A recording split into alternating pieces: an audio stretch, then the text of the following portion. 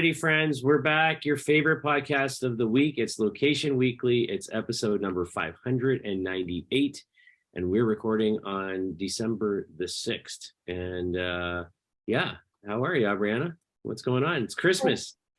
It is. Look, I'm like trying to get in the spirit, stay, festive and jolly while still working in my office. But yeah, it is. And I haven't even begun my holiday shopping. I don't know if you have. A little bit, like not really in earnest yet. I think like next week I'm back home. Like, so obviously I'm in a hotel right now. I'm in Miami at the Immerse Global Summit, which is a big AR, VR metaverse conference, talking about, our little play with ground level insights on that. And I think once I get back to Toronto next week and I'm kind of I think travel should be done for the year. Then I can kind of focus on getting ready for Christmas and putting up a tree and all those kinds of things. So Yeah, well, the city here is like, it's amazing time to just walk around and see all the lights and all the different storefronts that are decorated. So that's been a lot of fun for both me and my family. But yeah, like I can't believe that it's almost the end of the year. This year has really flown by. yeah. Did you get any feedback on the H&M store we talked about last week? Not yet, not yet. I'm still waiting to hear back. I don't know if that happened this weekend, but I'll catch up with my friend later this week. So I will probably have something for next week. But I did get to go into the city this week and saw a lot of the lights. We did Rockefeller Center. We went to the Paley Museum of Media, and they had like a whole interactive holiday display there, which was fun. And just like a really cool place to hear about like the sports and entertainment and the media business. They have all these archives you can kind of comb through. So that was a fun hidden gem. I mean, for me, I'm sure a lot of locals know about the Paley Museum. So it was fun. It's like good just to see the city alive again and people out and like everything in full swing. But yeah, I need to get on it. Yeah, that's great. Yeah, I'm hoping to kind of get out and get downtown Toronto. Like everything's decorated and up. I just haven't had a chance to do it yet. So Got to make the time. Hopefully next week. Got to make the time. Got to put in the time. So, all right. Well, we've got a good show for you this week. 4 stories as per usual. A range of things this week, from new tech to new ways to do ad targeting and some interesting seasonal efforts on retail. So I'll let Brianna kick us off. Yeah, well, Google's latest Maps update is pretty cool, and they're trying to make the live view feature that lives within their map app more searchable, which I obviously like. So the live view function, is giving that urban walking navigation with a 3D overlay, directional overlay. So you can hold up your smartphone. It works by lifting up the camera and you can kind of see like this overlay on top of the real world. So you could find like an ATM or a coffee shop, for example, and it's built off of that street view image that they've had for quite a while. And then they overlay these AR directional arrows to kind of navigate you to the different places. So the live view will show, the whereabouts of businesses. It also has the details like the store hours, hours of operation. And they're also bringing this into like the internet of places, if you will. So Google obviously started off primarily as search, and now they're bringing search into this like geo-local early days and early investments that we've seen from like Lens and Live View. And I think that, and some shopping variations too, but I'm sure we're going to be discussing more of this in the future. I think it's super, it's a needed feature. This needs to be more expanded specifically for the urban areas. And with the high rises, sometimes it's like really hard to navigate and figure out what direction you're going. And, as I mentioned, we were in the city this weekend and just like trying to see some of the sights and holiday lights and take the kids in and do that stuff. And my husband was mentioning, hey, I feel like Apple Maps is better at navigating like when you're in person. And Google Maps is like a little bit more challenging. And, for me, I'm like, well, Google works really well whenever I'm trying to go somewhere on a different train that I'm not used to, and navigating that way. So it's interesting. I like this feature, but I also think that there's good developments that can further come from this. So you and I were talking about like integration with Apple Watch and kind of having that nudge instead of blatantly holding up your phone like, hello, I'm a tourist and I don't know where I'm going, or trying to figure out where you're going and navigating. So I think there's like more iterations to come from this, but overall, I think this is really cool, being able to see what's happening in real time, how to get there, and what it looks like in the real world versus just like this mark on a, on a two-dimensional map. So I'm excited about this. What do you think? Yeah, completely agree with everything you've said there. I think this is a great sort of update to what they already had. I'm with you. Like I use a lot of Google Maps and Waze, when I'm driving or, when I'm sitting in my hotel room in a new place like I am right now and trying to figure out, oh, where's this restaurant or where's, the local CVS or whatever, and how do I navigate my way there?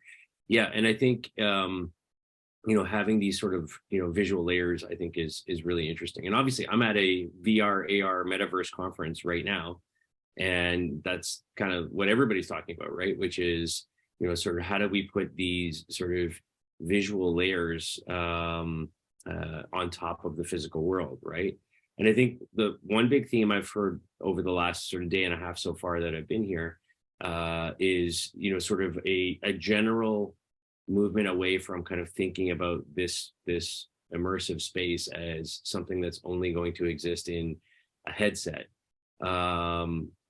to something that is ubiquitously available, be it on mobile, in the browser, on desktop, or in a headset, and kind of works across all those environments. Because I think from a accessibility point of view, I don't see us all sort of just jumping to we're all going to have headsets on, right?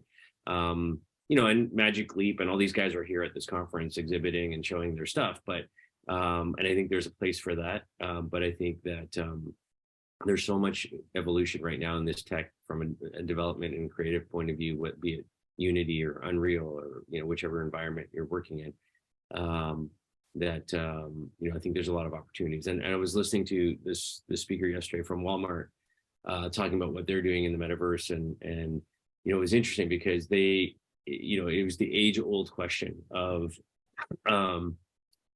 as a retailer sort of wanting to build something that is proprietary and that Target doesn't have and your competitors don't have, and yet other people were talking about the need for it to all be sort of shared and open. Otherwise we end up in this issue of there's no standards, and you can't work across it. And I think that to some extent that's what we see with Google and Apple here, right? And now obviously the European Union is forcing Apple, for example, to change their charging ports to be standardized for everybody. You can't they can't have their own, and Samsung have a different one, right? So I think standards are something that we need to think about, and I think the same applies to what's happening here with live view and mapping and VR and AR and where we're going there. So yeah, There you go. there you go. And I like the Internet of Places piece, of course. When you're the Location-Based Marketing Association, you gotta like that. So, all right, on to our second story. So jumping over to the UK now, big grocery retailer Tesco is doing something very interesting as we get into the holiday season here in winter, and that they're calling their first ever reverse supermarket. So food banks, and homelessness are a challenge especially this time of year. So they've launched a partnership with a company called Fair Share. That's one word, and it's FARE Share, and the Trussell Trust. And so Tesco, the supermarket, is going to provide food support for over 1.2 million people throughout the winter. And they've created this pop-up store called the Give Back Express Store. So the shop is on Poland Street. It's closed now. It was open November 25th to 27th. So just a kind of 3-day pop-up environment in London's West End. And the idea of it was you go into this store as a shopper and you buy items from the store, which are and the only items available in the store, the 25 most needed goods and essential items identified by the charities. And so these include like canned foods and tea and toiletries and other prepackaged donation bags. And so you can just walk into the store and you can buy, from it and know that it's going directly to, help the food banks and those in need from that. So I mean, lots of grocery stores, lots of retailers do, charitable, donations normally. And, I know in Toronto where I am, there's always big toy drives and boxes to collect, new toys to be given away as gifts to kids who couldn't, otherwise their parents couldn't afford to buy them something, and things like that, and food banks as well. But what I like about this is that it's not just, hey, come into the grocery store and, when you're going to cash out, there's 5%, do you want to like make a donation to the food bank or whatever on top of your bill? This is like a dedicated pop-up store where the only items available in the store are items that are actually needed directly by, the folks that need it. And you can buy those and know directly where it's going. So I really like the initiative. I like what they're doing. I hope that they kind of do more of these pop-ups, throughout the winter. I think that would be amazing. They are expecting, Fair Share is forecasting that they will result in more than 13,000 tons of food being redistributed to people this winter. So that's a lot, of people getting the help that they need at a difficult time. So any thoughts on this from you? I love this story. Like, I love all of this. And I think that having that tangible experience where you're going in and actually putting the items in your cart is so great, especially with little ones, letting them get involved and letting them know like, hey, we're going to help people who need food or may not have enough this winter. I think it's just such a special thing. And like you said, there's something more unique about it whenever you're actually putting the goods into the basket that someone is going to receive. And I think that that's great. I also think that there's like a level of transparency to that where you feel more comfortable, like I'm giving this and I know it's going to a good place versus just like rounding up, which I love too, but on the credit card machine, sometimes it's just not. So I don't know, it's not like an emotional experience and you're not really connecting and thinking and having that moment of gratitude. So I really like that. It's just like so simple, but yeah, I think it's a big impact, and that's a lot of food. So very excited that, Tesco's doing something like that. Yeah. Yeah. And I just like, I look at that and I go, like every grocery store, like every major chain, in North America, anywhere should be doing this kind of stuff, right? Especially this time. So. Love it. Well, okay, less emotional story, but maybe something cool that we'll move on to is Place Exchange is announcing and has rolled out now this new geospatial ad unit for all of its mobility media partners, which are, inclusive of Firefly, Curb, Lyft, Halo, Uber Out of Home, Octopus, Roadrunner Media. There's some others in there. And that inventory now is going to be available to be purchased via open web programmatic, private marketplace or PMP, programmatic guaranteed, and direct IO. So what this means is that they've really built this new programmatic way that marketers can serve their ads across any mobility media inventory that's located within a particular geographic location. So what they're doing is this, it's called hexagonal geospatial indexing system. So H3 in essence is these ads units that they've created, and they have the location-based indexing system that's used by like rideshare apps. So think of how Uber determines a vehicle's location in real time, and they're breaking these larger geographic regions like a city or a suburb into these smaller hexagonal regions and areas that are typically 1/10 of a mile in radius. So when you think of a standard DSP or demand side platform, they still are thinking like a screen is based in one particular region. So you can register one screen, let's say something maybe that's mounted on a vehicle, to one location versus something that's mobile. So this is now a new way of kind of flipping, I would say, the model on its head in essence, where they're claiming that these geo-based targeting is more privacy centric. So it's not necessarily based on a user's device ID like we had been doing for a long time, but now it's any screen that's in a particular given hex, if you will, can have that advertising that is brought to that screen.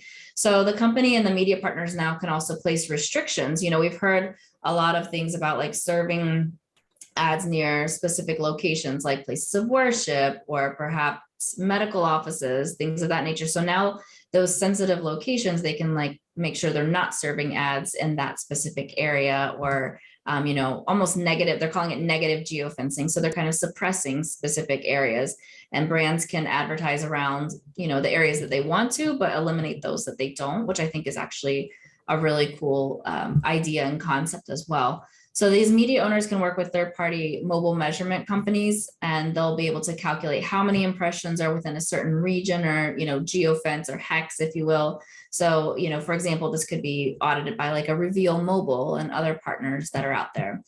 So they've been testing, Place Exchange has been testing these ad units and this ad solution for the past 18 months. And now they've been rolling it out slowly over 6 months over this network of media partners.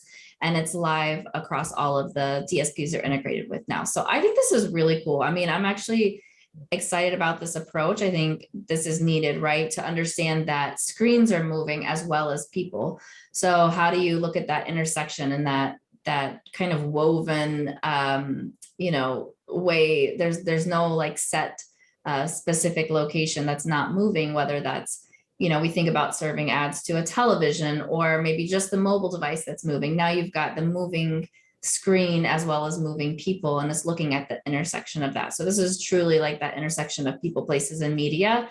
And I think it's a really unique approach. Love it. I absolutely love it too. And if you remember way back in the early days of the LBMA, when we used to do, all those, what we called creative collaborations, these little sort of like experimental projects between member companies. We tested in New York with a bus that had a live billboard on the side of the bus with digital advertising on the side of a bus. And we, as the bus was driving through and stopped at an intersection at a red light, we in real time pulled, at that time, Foursquare users that were logged in, that were in proximity to the bus. And then based on the profile of those users, then changed the ad on the bus in real time. And that was, I'm talking like 8-9 years ago. Completely experimental. We didn't kind of do anything with it in terms of scaling it, but it was just more to prove kind of what's possible. And what I love about this story is that as you said, we're used to sort of targeting people based on ad IDs and all of that, but and there's kind of been a general movement towards building personas and audience cohorts and targeting, from that framework. But in a way, what we're talking about here is, almost building personas, for areas, for neighborhoods, as opposed to individuals. And then kind of doing this matching exercise between, the persona of the people that are there and the area itself, and then, sort of blocking out sensitive areas or things like, where you can't run advertising for certain things like cannabis or whatever. So I think that's super interesting, and I don't know if you remember Darren Clement way back in the day, Brianna, but as you were talking, I was thinking back to those early days of the LBMA, and, companies like Maponics that were, had predefined geofences, based on, certain areas. Or shopping districts or school zones or things like that. So I think the concept of what, the Place Exchange is doing here is, something that has been around for a while. I mean, even when you think about hex areas, if you think about companies like Place IQ, right? There's original system was a grid-based system of, spaces, taking the US and breaking it down into a grid. And then, looking at movements inside of that particular, area, and then being able to target against that. So the concept, I think, of what I see here is not new, but their approach to it and kind of how they match, real-time movement of screens with, what I'm calling the persona of a neighborhood or an area, I think is super fascinating. And I think, there's a lot that can be done with this. So I'm excited about it. Yeah, interesting. You mentioned both Maponics and Place IQ, which were both acquired by the same company. Right. So yeah, there you go. So there's a reason. There's a method to that madness, right? Yeah, exactly. So excited for that. Love to see how that evolves over time. So, all right, on to our final story now. So this one's a little bit different. We're going to talk about Unilever, but not Unilever as most people know it in the sense of the products that are on the shelves per se, but more how they're using AI and location tech to really impact what's going on in their supply chain. And it's interesting, like obviously, prices are skyrocketing for goods, and inflation is driving a lot of that. And we have labor shortages, and we have all these things that are happening right now that are impacting us as consumers. But some of that, I think is tied to challenges that these major consumer goods companies are dealing with in their supply chain. And so they wanted to really transform and have, better understanding of what's going on in their supply chain. And so they're, really going tech heavy and getting savvy about that in terms of what they're doing. So they're trying to achieve deforestation-free supply chain for their palm oil, paper, and board, and tea, and soy, and cocoa products by the end of next year. So that's ambitious, I think, in terms of timelines. They want to have better traceability and transparency in across the supply chain and sustainability goals that they've set out. They want to empower farmers and smallholders in communities and landscapes that Unilever works with.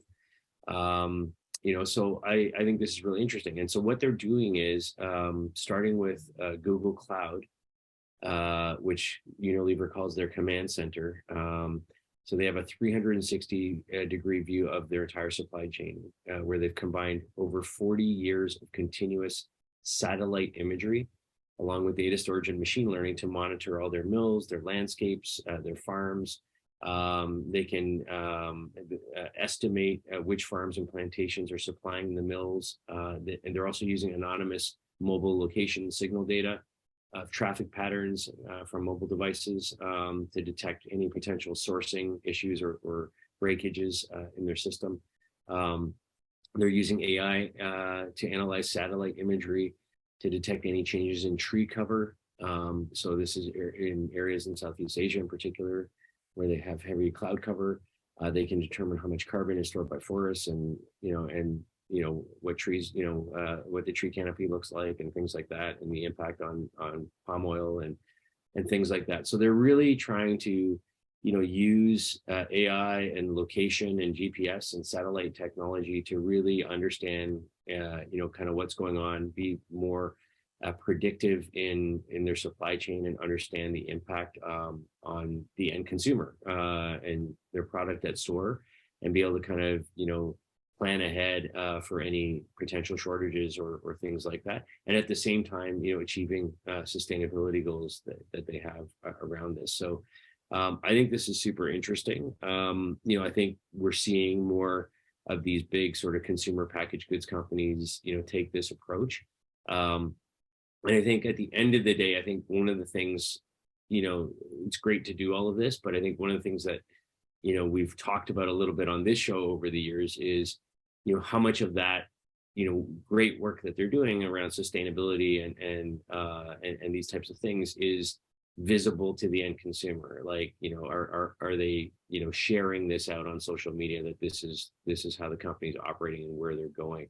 Are they putting things on their packaging, that you can scan the QR code with AR, and see, get a look into the supply chain and see the farmer, that grew that thing and whatever. So I think, there's some linkages there that need to happen, but I certainly applaud, their efforts and their use of technology here.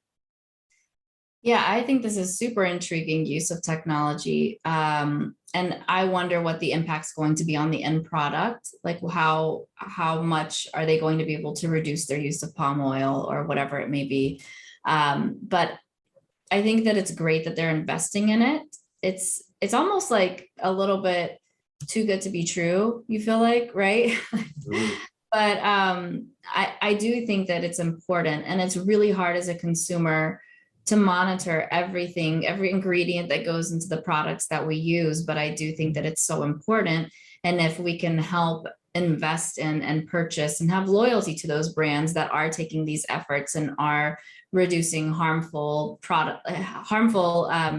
chemicals or pieces of the product that we're consuming that are either harmful to us as consumers and, human beings, or to the world, right? And climate and the environment and all of those very important things. I think it's great. So Again, like you said, I applaud the efforts that they have, and I hope that we hear more about it, and that it's not only shared from a way to increase their revenue and increase their brand loyalty and standing with consumers, but also just like what's happening in our world. So one can hope. There you go.